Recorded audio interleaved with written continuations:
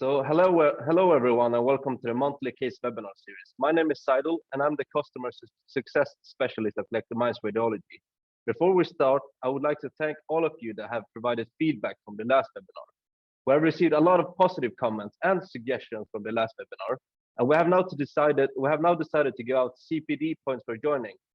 It's our way to say a big thank you for an amazing support from the last webinar.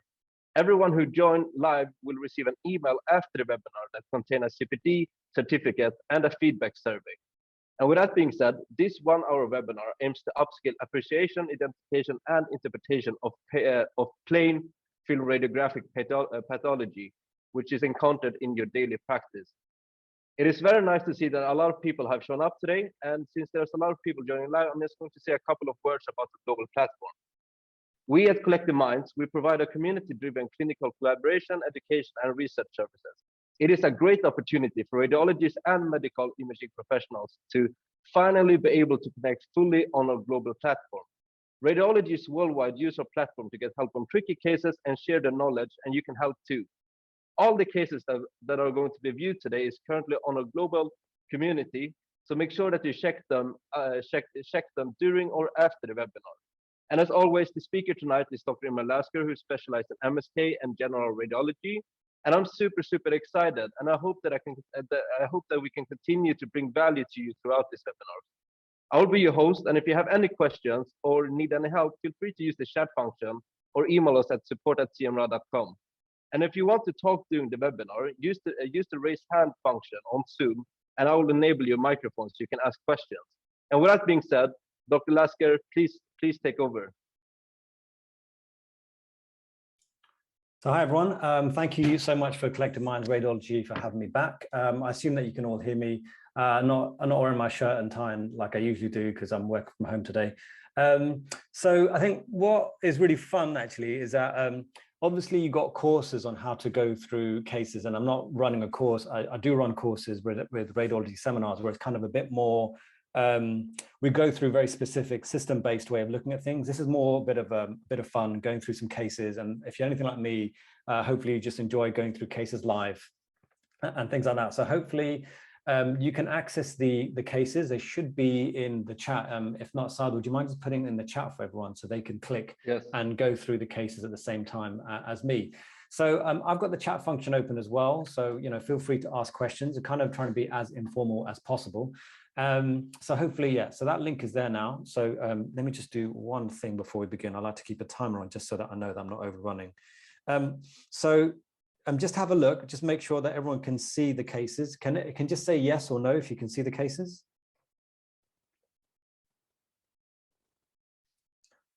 Okay. No one's speaking just yet. That's fine, no problems. So what I'll do, hopefully everyone can see my screen. I'm sharing my screen right now. And excellent, we've got a few. So you do need a login. If you haven't got login yet, we might need you to ask you to sign up, and then we'll be able to maybe get you log in imminently. We'll see. Everyone should have an account already, and they should be able to log in. Okay, I mean, maybe do a password reset or something like that. Just see if you can manage it. But look, don't worry. If you can't, as long as you can see my screen, we'll work through things together, and hopefully you'll learn things. And then you can always, because what's really cool is that we've got the videos on YouTube as well. And so, I mean, thankfully, we've had quite a lot of views for the last one, but they link the cases, so you could technically come back to it if you want to. So case number one here, we're just going to have a quick look. So first of all, we've got a plain film radiograph, and let's just say they fell over, hurt their hand, something like that. And we're having a look at this particular hand X-ray. And obviously, like I said with the last one, if you do see anything abnormal, please go for it and tell me what you think you can see. But otherwise, I'm just going to work my way through. So let's make this one the main screen. And what I'm going to do is just use the zoom function and just zoom in and just show you how I would approach going through this.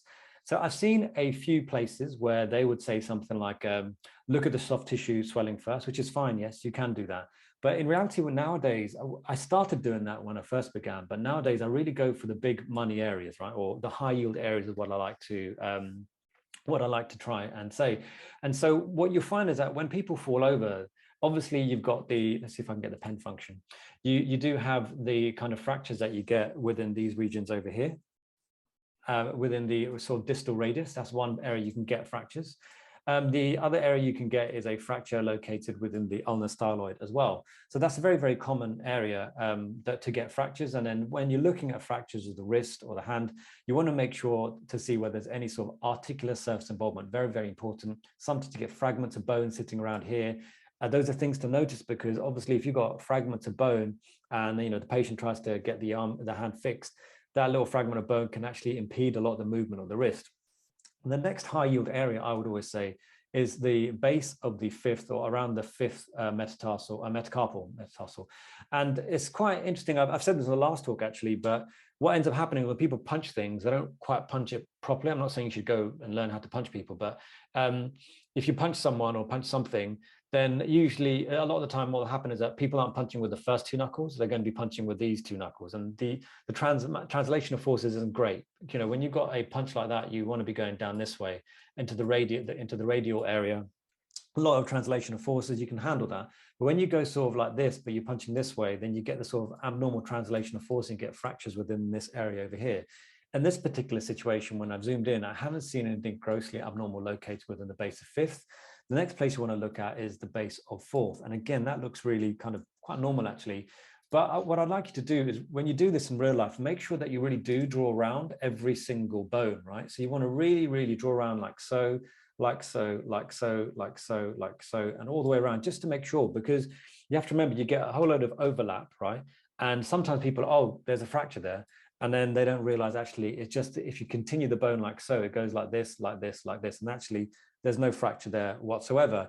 But the good thing is that if there was a fracture there, like a little bit of a fracture there or a fracture there, then you'll see that because you've taken the time to concentrate on a high yield area, which is the base of the fourth and the fifth. And you've had a look at the overlap of the bone to make sure there's no evidence of any fractures there whatsoever.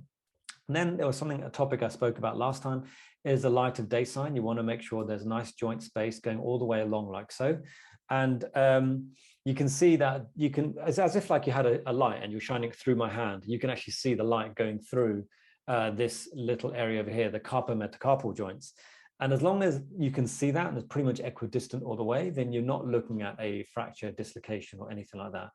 But then, someone has pointed out that actually, hang on, that, base of fifth doesn't look quite right. I mean, the first carpometacarpal joint on the hand, and you can really see the sort of wispiness, can't you? Like this kind of wispy white areas all over here.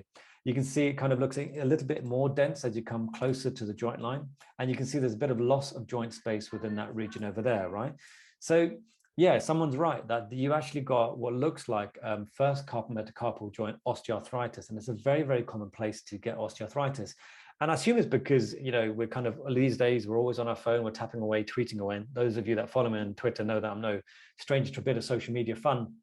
And so all of that tweeting and all that interaction is going to end up resulting in a little bit of osteoarthritis located within that region over there. So well done to whoever picked it up. And so you've got to also look at the rest of the joints. And genuinely, I go through every single joint, all the way around, all the way around, all the way around to the very tips, go all the way around like this. Then I go to the next one, make sure they're okay, go to the next one. And hopefully you can see over here that this doesn't look quite aligned, does it? It looks kind of slightly off. So if I get the pen out again and draw a straight line like so, not a great line, but you can see it's slightly kind of veered off towards that side. You can see there's a bit of loss of joint space as well around that side. Oops, how do I get rid of that? I must have done a whiteboard by accident, or did I? Let's reset. Okay, so yeah, so you can see there's a loss of joint space and there's a bit of sort of lateral medialization of the terminal interphalangeal joints or the distal interphalangeal joints. Similar appearance over here as well. And yeah, you think to yourself, is it dislocated? Could it be dislocated? And that's why you'd actually want to look at another view. And so we've actually got a slightly oblique view here. And again, you can see a lot of the osteoarthritis going on within the base of thumb. If we zoom in, we just want to have a closer look over there. And to me, that doesn't look quite right. So you've got your trapezium and you've got your trapezium and your base of thumb. And to me, it doesn't look quite right. It looks like it's slightly slipped. And actually, when you look at the base over here, like this on this particular view, you can see a slightly jagged edge and everything looks like it's slightly slipped out the way. So in truth, in this situation, I'd be a little bit worried that there may actually be an underlying subluxation or maybe even a dislocation of the first carpometacarpal joint. So if that's the dislocation you're talking about, I would actually say I'd be worried about that. Genuinely, I would be, because in the concept of trauma, and you've got that sort of incus sclerosis and that malalignment of the trapezium with the thumb, then yeah, you know, you'd be concerned about subluxation. And if there's soft tissue swelling and it kind of tallies up with the clinical findings, then, you know, you'd be concerned that there could be a subluxation / dislocation of that first carpal metacarpal joint. But over here, I wouldn't say they're dislocations. They're slightly laterally placed, and the lack of, and the loss of joint space, which you can also see in the middle finger, not so much on that ring finger, and not so much on the distal interphalangeal joint of the little finger. So when you've got increased sclerosis, loss of joint space in the interphalangeal joints and the distal interphalangeal joints, then you're more than likely looking at osteoarthritis. And this is quite a very important distinction to try and identify erosive changes versus osteoarthritis. So erosive osteoarthritis normally would affect the distal interphalangeal joints, right? Because, you know, we're kind of tapping away, we're keyboarding, we're tapping on, you know, the mouse and the screen. But the metacarpophalangeal joints, they don't usually have, you don't have that much osteoarthritis, right? But if you're having more proximal abnormalities, then you're probably looking at an inflammatory arthrosis. Now, with inflammatory arthrosis, which I will later I will go through that, we're kind of trying to go through things in stages, but you'd see no loss of joint space, and you may see erosive changes like big bites out of the metacarpal head. But in this situation, what we do actually have is what looks like very severe osteoarthritis to the distal interphalangeal joints, and we have severe osteoarthritis of the first carpal metacarpal joint of the hand. And I'm a bit worried because that doesn't look quite aligned. It doesn't look like it's sitting in place in the region of the trapezium. Right, so hopefully there aren't any questions. I do have more hand x-rays coming up. So let's have a look. So well done for anyone that would have or did pick up the possible dislocation of the base of the fifth. Right, so let's have a look at this one. This patient has fallen over, they hurt their arm, and we look like we've got a view of the radius and ulna. So we're having a look, and what you need to do is just really sort of draw along the shaft, along the shaft, along the shaft, along the shaft. And this is quite important because when you're looking at the radius and ulna, I'm not sure, I mean, obviously we've got different levels of people that are working with us. And actually, if you come to our course, we do cater towards different levels. We've got like ST1s, non-radiologists on our course, but on this one, you kind of just have to try and cater as much as possible for everyone. So with this, what you can see is that, yes, you've got your radius and you got your ulna, right? And that kind of gives you what looks like a ring.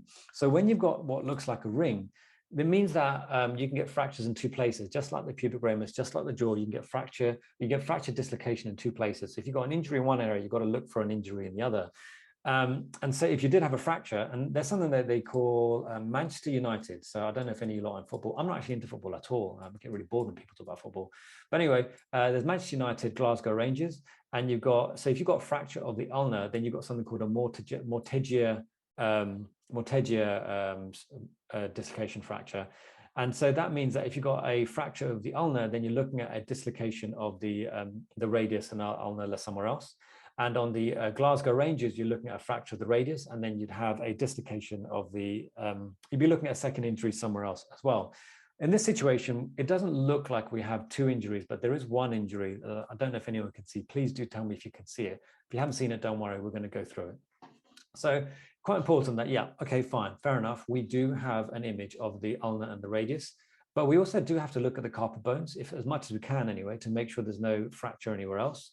Let's have a look at the other views, and let's have a zoom in as well. And the way to do this is to really get your pen out again and draw around. And no one's saying anything yet, so no one's seen it, so don't worry, I'm going to just keep going. So you kind of go around, and keep drawing around the outline of the bone. Exactly. So well done. Someone has picked it up, so I'll kind of speed up this bit then. And then you also want to draw around the outline of the radius as well, like so. So if you can draw a nice line around everything, then you're doing okay. And then also you want to, let's get the pan function. Since we've got this view, you want to make sure that everything nicely aligned. There's no perilunate or lunate dislocation by drawing a line like so. But yeah, someone has picked up quite nicely that there is what looks like a fracture somewhere on this. So maybe one, let's try and get one more person before I go to give it away. So I'm going to zoom in. So one person's given us the answer. Let's zoom in a bit. And hang on. There's a Q&A here. I'll leave that open. I would love to see a good example. Okay, so someone has asked for a good example of a Galeazzi. Okay, fine. So I'll have to do that for the next talk. I'll remember that. So, yeah, so some people have picked it up that if you draw a line like so, like so, like so, then you can see that, yeah, there is a sclerotic appearance to this area over here. Everyone can see that. And that's a very, very common place to get a radial fracture, because actually what happened, remember when I was talking about the translation of forces, right? So if someone is to fall on their hand, and if they were to fall on their hand, well, a lot of the force would go into the radius, the distal radius, right? And then that force goes all the way along the radius. And because sometimes it can be quite a significant force, because everything kind of gets smaller and smaller, the impact is all dissipated into quite a small surface area, which is over here. So therefore, in this situation, what you end up having is a small surface area with a large amount of force going through it, resulting in what looks like the appearance of which you'll end up getting a quite common area of a fracture. And if you come back to this area, it's actually a lot more obvious on this area here. So if we zoom in, you can see like how impacted that is, right? So if we draw a line going along like so, you can see it kind of just fragments like so. And actually, you can also see what looks like a joint effusion and some high density fluid sitting within there. So this is like, I mean, this is what makes you worth your weight in gold, right? When you've got like a fracture, an image of the ulna and the radius, and you've got a wrist and all the rest of it, but you spot something that the X-ray is not dedicated for, and that's real value in someone that spends time, learns about X-rays, and goes through X-rays regularly. And that's my opinion, and I think that's what someone like myself is here for when we do the jobs that we do. So let's have a look at this X-ray. Now, I'm not saying there's necessarily anything wrong. Like I was telling Sadul earlier that I literally just I've got a big like hard drive of cases. Look, this is my hard drive of cases, and I've got loads of cases, some interesting, some not so interesting, and I just dumped like 10 or 15 for today. So if you spot something, fair enough. Like you may spot something that I haven't spotted as well. So let's go for the high yield area. So I said, look, let's go for high yield areas. The high yield area is going to be the fifth metacarpal. And when you zoom in, I don't really see any evidence of any fractures there. And as you kind of come down, you don't feel like you can see any shaft fracture. But then what you want to do as well is sort of really draw a line and just see whether you can see any evidence of any fracture anywhere else. And you can see the sort of overlap here. And like you can't quite 100% draw a line going all the way around like so. You feel like there could be a line going like so. So you think, all right, could that be a fracture? It might not be. You may want to use a different view and see what's going on. So let's go reset all. Let's have another look at another high yield area would be the fourth metacarpal. Doesn't look like there's anything going on. The base of fifth is what we saw last time. Nothing else going on there. Distal radius looks okay. No evidence of a fracture at all anywhere. Ulnar styloid, it looks okay. And then you've got to look at the interphalangeal joints, make sure there's no loss of joint space. No, it doesn't look like there's anything going on there either. So maybe not such an interesting case. Let's have a look. Okay, so they've bent their finger for some reason. Yep, they've got a nice little glamorous ring there. Let's zoom in a bit and pan across to a high yield area. And again, like if I get that pen, right, and you draw like so, I'm doing a terrible line of drawing. I'm actually better at drawing than this. For those of you that follow me on social media, you'll hopefully notice that. But as you go along like this, it does feel like that doesn't look quite right. Can you see that? It doesn't look quite right at all. So in this situation, I would be worried that there is going to be what looks like a base of fifth metacarpal fracture. Yeah, very much so. And like I said, high yield areas, right? So if you're going to get hurt anywhere, it's going to be that fifth. That's always what happens. Always going to be the fourth, but normally going to be the fifth. But that overlap of bone, right, and that kind of radiolucent line that goes like this, which doesn't correspond to any overlying anatomical structure, makes you worry that this must be a fracture. Now, I actually remember this case. This was a fracture in that area as well, and I think they ended up proving it with CT. Okay. So hopefully no questions about that one. Let's have a look at this one. So yeah, hopefully, okay. So this is where one of those X-rays, well, I always say, like, when you've got a non-dedicated view of something, right, don't look for subtleties, because what can happen is that sometimes people will worry that there's an abnormality in a non-dedicated view, but they're really looking at the most obscure, not quite 100%, but you got to look at, when you're looking at non-dedicated images, go for the 100%ers, right? Where it's 100% not quite normal, and then you go for the dedicated view if you're a bit iffy about it. But on this one, I think you can call the abnormality without being too worried, right? And it's all to do with alignment of a specific region. But for those of you that haven't seen it yet, don't worry. I am going to go through this. So we've got the head of the humerus. and you've got your glenoid that is sitting there. I just want to make sure, can everyone see my mouse? Because I remember once I was doing these talks and no one could see my mouse and see where we are. Can someone just tell me whether you can see my mouse? Yes, you can. Good. Okay, that's great. Because I think someone later said, "Oh, I can't see your mouse. I don't know where you are." So you've got your glenohumeral joint, right? So that's your humerus, yeah. And then you've got your greater tuberosity, and actually in between here, you've got your bicipital groove, right? And your biceps tendon attaches all the way like this and goes all the way down like so. So that's just a little bit of anatomy for you there. Then you've got your lateral acromion, which is over here, and you've got your acromioclavicular joint. And actually, in reality, that should really align with one another. Now, you can get a situation where you get it looks slightly out of line. So you can have it like looking like this, but then it just depends on like which angle you're looking at, because I've kept them aligned. But then if you kind of, look at it at this angle, to you, my hands look out of line, but they're not out of line. It's just the camera angle, right? And that's actually what happens. So if it looks really subtle, then I'd be careful about calling acromioclavicular dislocations. But in this particular situation, they're so far apart. I mean, there's no other possibility of anything else that could be. So someone says clavicle fracture. Fair enough. Let's have a look and see. So obviously, in the context of what looks like is an acromioclavicular junction dislocation. What you can see, what you need to do is just draw a line like so, and that should really align like that, but it hasn't aligned. So when you're looking at fractures, what you need to do is understand that, generally speaking, when it comes to clavicle fractures, it's going to be the middle third. The middle third of the clavicle gets fractured, the lateral not so much, and the medial not so much, because the medial is so strong, it's very closely associated with the chest wall. You need to have quite a significant injury to be able to see a fracture. But in that case, you do still need to be able to draw a line like so. And I actually think that that line looks very, very normal. And then going along here, it doesn't look like there's any sort of fracture along the clavicle at all. And the distal clavicle looks okay as well. So the clavicle itself doesn't look like it's fractured. But what you do have is this very abnormal appearance to the acromioclavicular joint alignment. Now, what actually happens is that you've got these two ligaments. You've got your trapezoid, and you've got these two ligaments, of trapezoid and conoid ligaments, that attach to the acromioclavicular, the acromion sitting over here. And so what can happen is that these ligaments can get torn, and then they might need to go in and do some surgery to bring that back into place. What can sometimes happen is, because they attach to these regions over here, you can actually get avulsion injuries. So you can actually get an avulsion coming off like this and like this. So when you get these quite significant acromioclavicular junction dislocations or subluxations, then it is worth just having a look to see whether you can see any avulsion injury, because then that will tell you, like, 100% this person's got these ligamentous injuries, and they're called the conoid and the trapezoid. Trapezoid, I think, is ligaments that attach to the acromion over here, keeping that clavicle down. So being radiologists or reporting radiographers or any sort of health professional, when someone's got a significant injury like so, you do want to have a look and make sure there's no evidence of any rib fractures. And in this particular situation, we've got no rib fractures, and we don't have any evidence of, I meant the coronoid process. Yeah, the coronoid process. So I might have said the wrong thing. So the coronoid process over here and attaches to over there as well. So thank you for telling me that. But yeah, you also just want to make sure there's no evidence of any rib fractures and no pneumothorax either, because I've seen that be missed.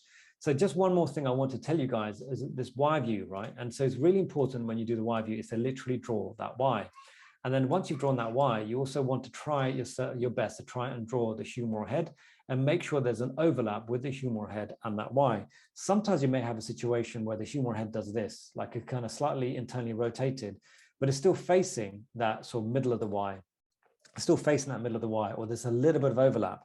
You don't always get the perfect image where you kind of have that proper little light bulb sitting in the middle of that Y, but sometimes you just need to go with the idea that it needs to be facing in the correct direction. There needs to be a little bit of overlap between the middle of the Y, and then you can call dislocation, that kind of thing. In this particular situation, we don't have any fractures of any of the ribs. We don't have a concurrent pneumothorax, and we don't have a dislocation, but we do have is a significant subluxation of the acromioclavicular joint.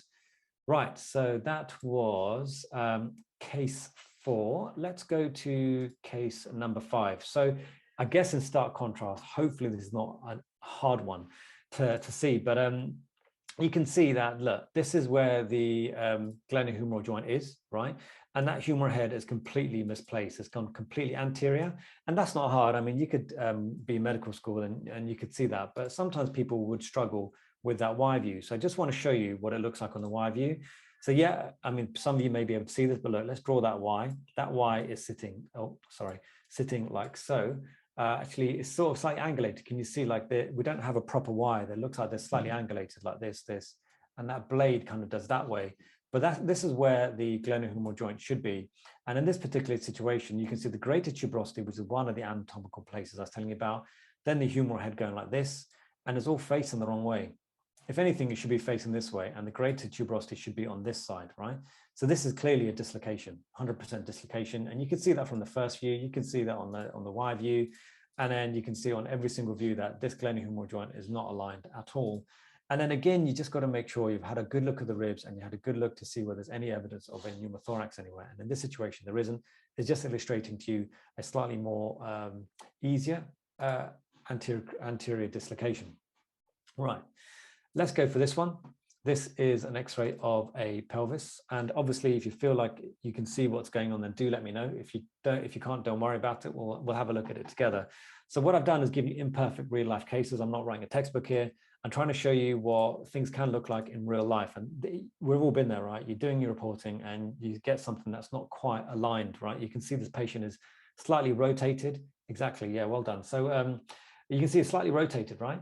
And so it's gonna be difficult to be 100% sure, like, is there a neck of femur fracture? It could be, it's not gonna be an easy one, but you can see this neck of femur looks okay. So if we zoom in, yeah, that looks okay. And I always say that obviously use draw a pencil line around it, but the next level of appreciation of fractures, to look at that trabeculation, that linear diagonal line going like this. And if that looks discontinuous, then you may be looking at what is a impacted fracture. And they can be subtle, but you can pick them up if you're trying to look for that trabeculation.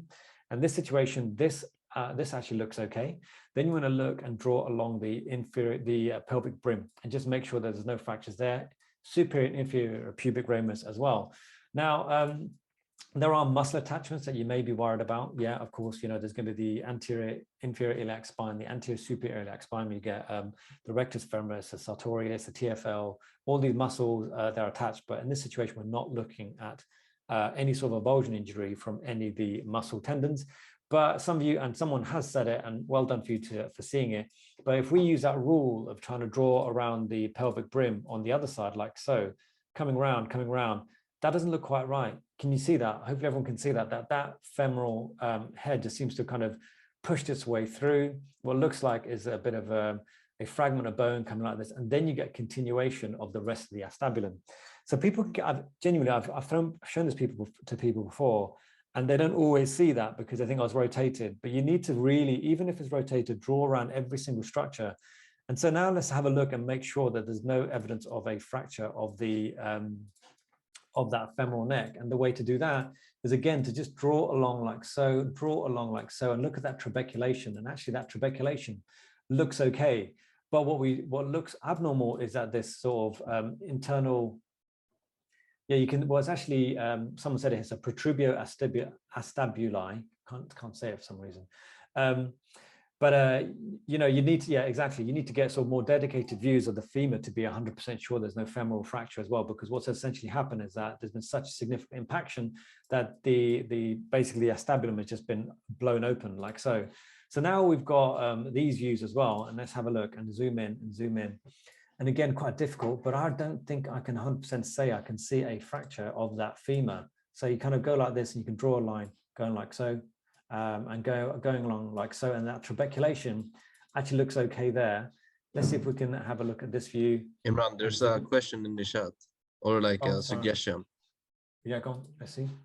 Left acetabular fracture with left hip joint subluxation, but we'll need a second view. Yeah, exactly. No, I saw that, and that's what I was saying, that they're right. There could be, but I don't think that with the current views that we have, it's going to be 100%. And at the moment, I haven't seen anything. So, like I said, it's always about can you convince yourself 100%? If you can't convince you 100%, then I'd shy from calling it and just get further imaging. And further imaging in this situation, I mean, they're going to get further imaging anyway, aren't they? They're going to, because they've got such a significant acetabulum fracture, they're going to need to get further characterization with a CT scan. But I think on these views that we have, I can't 100% say there's a femoral neck fracture, because everything looks quite nicely aligned, and I can see the trabeculation quite well. And some of the views are just not good enough to make that sort of 100% call. But yeah, well done for someone that suggested it, because that is like the next logical step to be looking for when you've got an injury like this. And well done, someone actually did say it. I'm going to read it because I always say it wrong. Protrubio acetabular. And trauma is one of the things that can cause it. You know, generalized degenerative changes over extended periods of time can also cause it. There's loads of things that can cause that particular appearance. In this situation, it was trauma that did it. Okay, so peds, I know everyone, well, not everyone, but not everyone likes peds at all. What I always say is take it easy, chill out, relax, just use the same rules as always. Just draw a line, draw a line, draw a line. And if you see sort of any discrepancy or any sort of bump in peds, you should be worried. And in this situation, I think everyone can see that there is a bit of a bump. But then, you know, what about, is there a Salter-Harris? Is there a Salter-Harris 1, 2, 3? Is it all slipped across? How do we know? I always say draw a really bad line. So just if you're a good drawer, become a bad drawer. So you zoom in and just pan that across, and then you get the pen line again. And instead of drawing like this, right, and trying to see whether it's lined, draw a bad line. So draw a kind of really sort of bad line like this, even if you need to go slightly outwards, bowing outwards. And if that slightly bad drawing works and makes everything aligned, then go with that, because you've got a whole load of sort of chondroid stuff sitting over here. Sometimes it slightly bulges out. You're not going to get a flat line like you get with an adult with peds. But yeah, hopefully everyone can see. This is hopefully quite straightforward, isn't it? Look at that. On the lateral view as well, you can see that there is what looks like a torus fracture or green stick injury of the distal radius. The only thing be a bit worried about is on the lateral view, you can see that there's a little bit of cortical disruption there. Can everyone see that? So you wonder whether, because you know with kids' bones, right? What do they say? It's like this kind of Y and it kind of bends. But that, you know, when it bends, you've got these green stick injuries or torus injuries kind of impacted and bends a bit. But you can, you know, if it bends a lot, then you just get a fracture. You get a cortical break like anything else. And so in this situation, I would be a little bit worried on the lateral views. There could be a cortical break as well on this particular X-ray. Right, so that is case number 8. Okay, let's have a look at this one. Now, I can't remember this one. Okay, let's have a look. What does everyone think? Just give me some opinions. Tell me what you think. So youngish patient, from what we can see, maybe slightly overexposed, looking very, very kind of bright white. So what I'll do, I'll see if I can sort of window it a little bit better. And okay, so one of the things you want to be looking for is whether there's any sort of avulsion fracture around this area. You know, it's not going to be coming from the fibula head, but sometimes you get sort of what looks like an avulsion injury, a bit of fleck bone. And in that situation, you'd be worried about a Sagon fracture. You can get a Sagon fracture on the other side, and Sagon fractures are important because if you do have what looks like an avulsion of bone on either side, you may be looking at a cruciate ligament injury. A Sagon fracture would mean that an ACL injury and a reverse Sagon may result in a PCL injury. Right, so we don't see anything abnormal. A lot of time people miss that there is a patella sitting over here. I've seen properly fractured patella over here, so just be worth looking at. We don't have a lateral view on this one, so it can't be 100%, but that patella does look like it's sitting in the right place. It doesn't look like we can see any fracture. Now, just I'm going to throw out there, if sometimes some people may see what looks like a radiolucent line sitting over there. What would anyone call that if you had like a radiolucent line sitting in that patella? Because I've actually been called about this a few times, and sometimes what you have is a bipartite patella, because you get different ossification. Exactly, you get ossification centers, right? And sometimes you get stippled ossification, so you don't get one, you get like multiple kind of partates. So it doesn't always ossify in the right way. And someone's picked it up nicely. Well done for picking that up. But the other check areas I'd like to do is go and show you like the medial femoral condyle. Now, the thing about the human body is that the weight of the body goes down the medial aspect. The inner side of your body takes most of the weight, which is why that lateral, the medial plateau, tibial plateau is larger. The meniscus is larger on this side because it takes more weight. And actually that results in the increased possibility of actually having what is known as an osteochondral defect in the middle third of the medial femoral condyle. So be very careful that you can't see any sort of abnormalities located within this region. Now, I can't convincingly say I can see one, but you may identify an osteochondral defect. But actually, you know, let's zoom in a bit. And there is a sort of radiolucent area over here. Right, so which kind of brings us on to what someone has mentioned, right? So someone has said there could be a loose body located within the joint. Hopefully everyone can see that. Can everyone see that? So I'm going to get that pen out. Can you see this little kind of loose body that's sitting over here, right? So you've got what looks like a loose body sitting within the knee joint itself. But because we're looking at a 2D representation of a 3D structure, It's hard to know whether it's in the anterior knee, the posterior knee, whether it's in the middle of the knee. But then, where did this piece of, loose body come from? So sometimes you've got to look for donor sites. In the context of injury, you may have a fracture of the medial or lateral tibial spines, but those tibial spines look okay. And if I do a bit of windowing now, I don't know if I can convince you, but that area there doesn't look quite right. It looks like there's a bit of a radial lucency over here. And so because remember, it's like a curved appearance to that femur, you may have, so the stages of osteochondral defect is like stage 1, stage 2, stage 3. The final stage is where you actually get dislocation of an a defect of the bone, and that kind of just flies off somewhere. So there is a possibility that this may be the donor site sitting over here, maybe the donor site of this fragment of bone, because there's no fragment of bone sitting over here.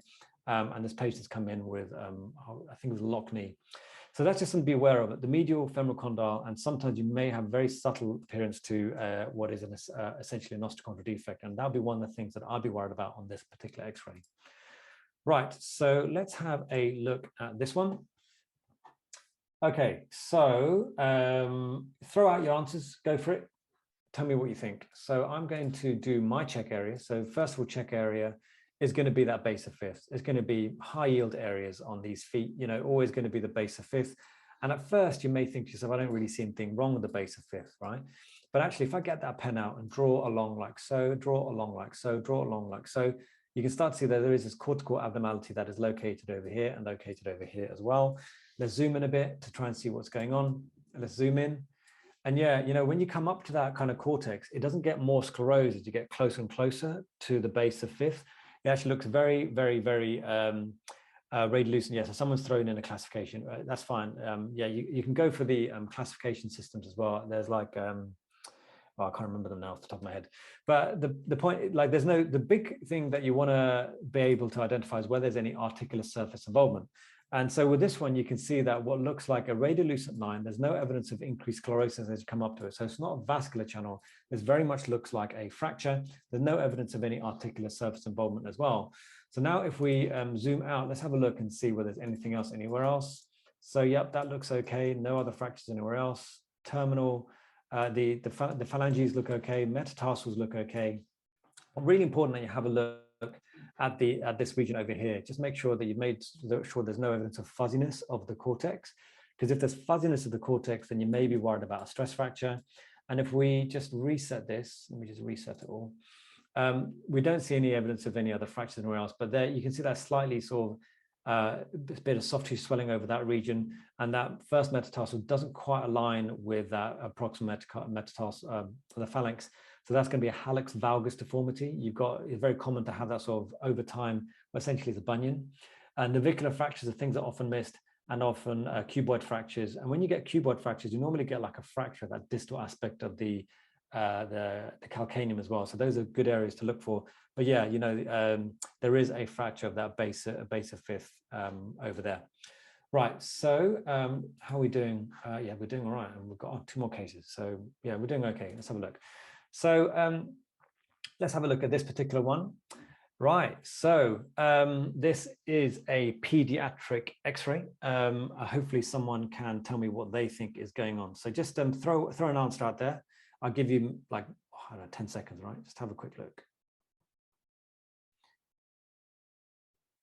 Yeah, exactly. So exactly what I thought would happen, that what can happen is that because when you get, so in FRCR, right, what ends up happening is as soon as you put a pediatric, so FRCR, for some of you, if you don't know, is the professional exams for UK radiologists or radiologists to become part of the RCR of UK, the Royal College of Radiologists, become a fellow.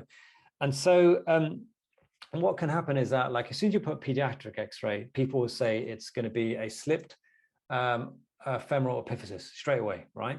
And yeah, you're not wrong. You're not wrong. I mean, it can be, right? But when you've got those sort of situations, they're kind of a more chronic thing that happens over time, and you get sort of a slow slip. And you're not incorrect by any means by saying that this could be a slipped femoral epiphysis. And the risk for a slipped femoral epiphysis is that you can get eventual avascular necrosis of the femoral head. So, I mean, hopefully everyone has seen that this area, sorry, does not look quite right compared to the other side. So look, that looks nicely aligned. compared to this one, it doesn't look quite so nicely aligned, right?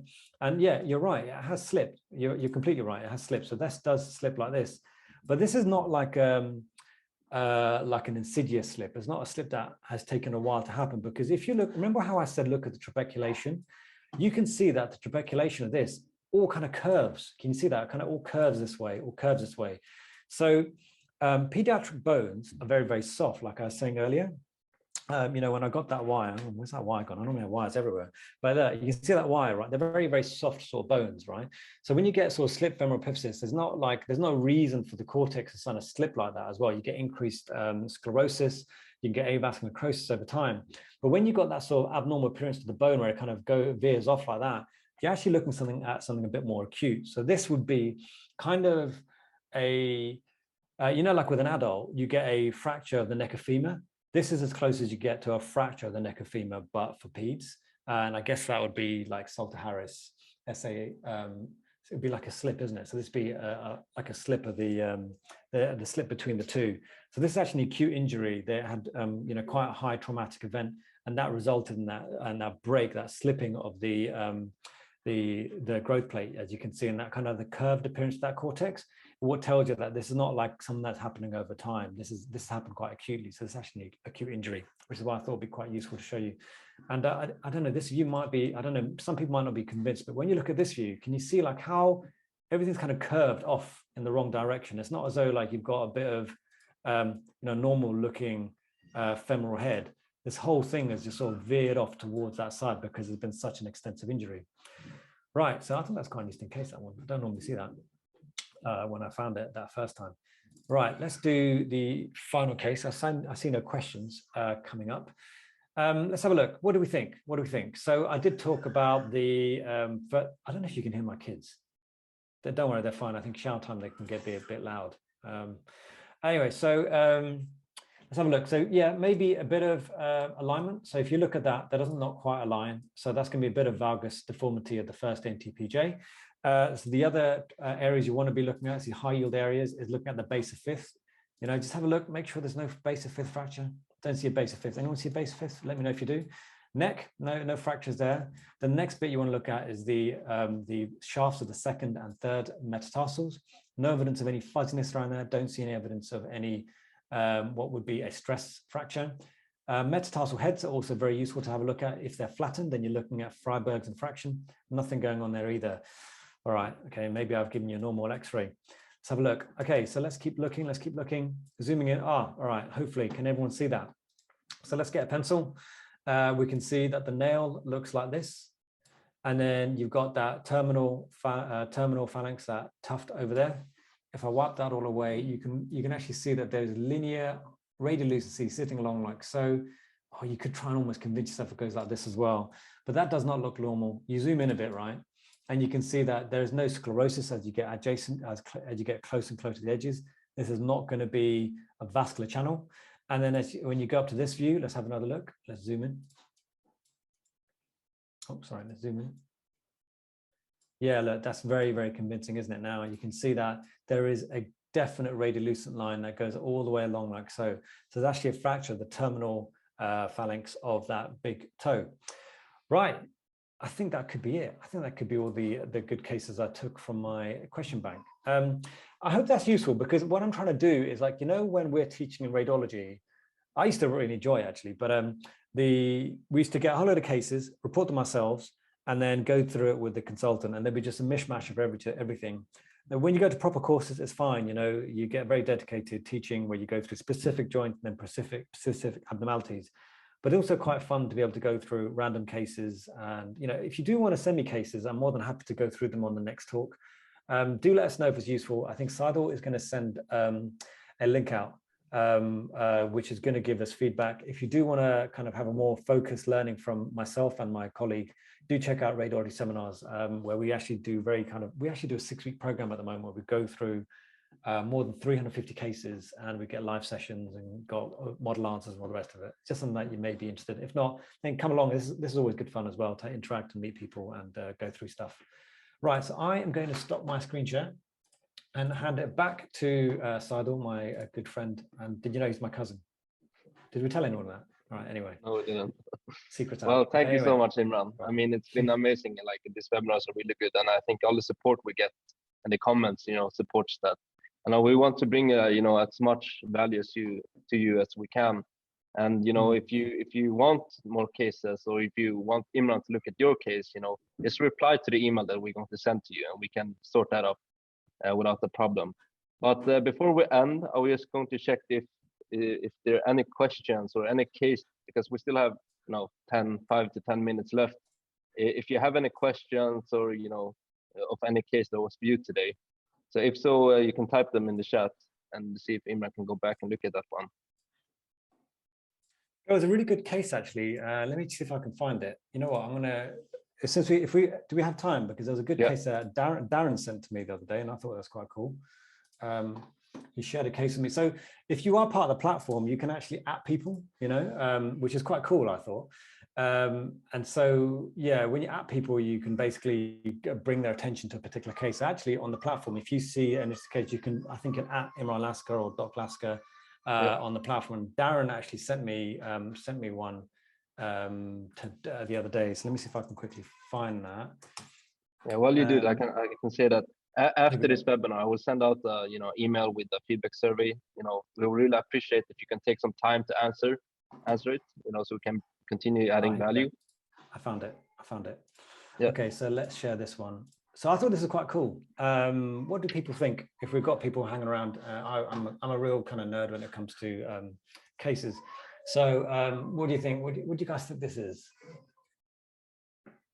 Yeah, good answer. ABC, GCT, fibrous dysplasia, all good answers. All good answers. Yeah, all very good answers. So, so GCTs, giant cell tumors, generally speaking, would actually communicate with the articular surface, right? And so the articular surface in the context, I'm really sorry if you can hear that. It's just my kid in the background. The articular surface is going to be this area over here and this area over here, but we don't have that, right? And GCTs, giant cell tumors, are normally going to be almost unilocular, like one massive circular cyst. Fibrous dysplasia, again, yes, it may be. So yeah, good answers, really good answers coming through. Really appreciate this, actually. Good, thank you. So fibrous dysplasia, yeah, it could be. You're looking for ground glass appearance to the bone. Yeah, it can be. So you got a bit, so if people don't know what ground glass is, let me do this. So ground glass, if you type that into the screen, so can you see that picture there? So ground glass is like, when you go to the seaside and you pick up some glass, it looks a bit hazy. That's what glass can look like. And that's what you're looking for in the context of bone. And in this situation, you could say, yeah, it does look a bit hazy. It does. But generally speaking, you wouldn't have so many septations in a ground and fibrous dysplasia, but it's in the right place. It's in the long bone. As you get older, normally they'll be in the fingers and that kind of thing. So someone said Ewing sarcoma. So this is what I want to get to exactly. So Ewing sarcoma, fibrous dysplasia, GCT, giant cell tumor, or aneurysmal bone cyst. Aneurysmal bone cyst, yes, it could be, but again, you're looking at usually just one unilocular lesion. You don't have as many septations as this. So there's a few things that kind of go that way and doesn't go that way. But the big thing that you really want to pull from this is it aggressive versus non-aggressive? Like, how do we know whether it's aggressive? So you've got quite a big differential here. Ewing's versus, which is aggressive. You're talking about tumor, right? Ewing sarcoma versus non-aggressive fibrous dysplasia, GCT, ABC. And so the way to try and figure out whether it's aggressive versus non-aggressive is to first look at the lesion and think to yourself, if I've got a pen out, can I draw around that lesion with a pen? And actually, I think you can. Like, look at that inferior aspect, very well demarcated, right? That's one thing. The other thing is that the cortex doesn't look like it's broken. There's no cortical reaction. It doesn't look fuzzy around the outside. So that's another thing, right? Soft tissue reaction. There is no evidence of any soft tissue reaction, right? That you can see the fat plane, muscle, there's no swelling within that region either. So we're not looking at any sort of inflammatory process going on within there, right? So that pulls away from the idea that it could be an Ewing sarcoma. Now you think it is, okay, this is not going to be an aggressive lesion. It looks like a non-aggressive lesion because it's got non-aggressive features, well demarcated, no cortical breach, no cortical reaction, no soft tissue reaction, right? But now you're left with something that's got multiple septations within the bone. So yeah, it could be fibrous dysplasia. And I actually read somewhere that fibrous dysplasia can actually transform into something else called, God, what's going on in my brain? Yeah, so can you result? Yeah, aneurysm or bone cyst. Exactly. So it can be an aneurysm. So did I say? Yeah, aneurysm or bone cyst will have the fluid levels, if I remember correctly. So with this, the main thing that you want to take away from this is that it's got non-aggressive features, but when you've got multiple septations, you are looking at what could be an aneurysm or bone cyst. When I said it couldn't be an aneurysm bone cyst, I'm going to take that back. It can't be a normal bone cyst. Normal bone cyst would be just or what they call a unicameral cyst. In that situation, you just get one cyst. But ABCs, you get multiple septations.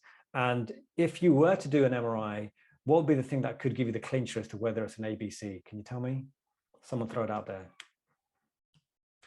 You get fluid levels, you get fluid levels.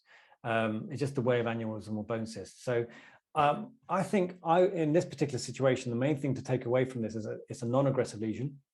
I would probably put aneurysm or bone cyst over fibrous dysplasia. I have seen it written somewhere that fibrous dysplasia can transform into aneurysm or bone cyst later. The thing about this one is because it's been such an extensive lesion, it does make this patient prone to, it makes the patient prone to getting fractures. So they can still get pathological fracture from this. So it is still worth doing further imaging and sending them to a sarcoma center because they may need to do more with that because there's such a fragile area of bone. You can end up getting pathological fractures. Anyway, someone threw that at me earlier and I thought, oh, that could be fun to discuss. Right, okay, hopefully that was useful, everyone. Thank you so much. And I think we'll stop there. And feel free to add me. An extra case is really, really good. Go ahead and add Imran on Collect the Minds to get more cases. You know, all these cases are posted on the global platform, so they're all already there. And I can see that a lot of you have already, you know, you are using the cases already, but I think the time is over, Imran, and you know, I would like to thank you once again. You know, really good webinar, and I would like to thank everyone for joining. Please stay tuned for the email that I'm going to send you in a couple of minutes, and that's it. Do you have any questions or anything? No, I don't think so, right? You're welcome. I think malignant transformation you mentioned for FD is osteogenic sarcoma.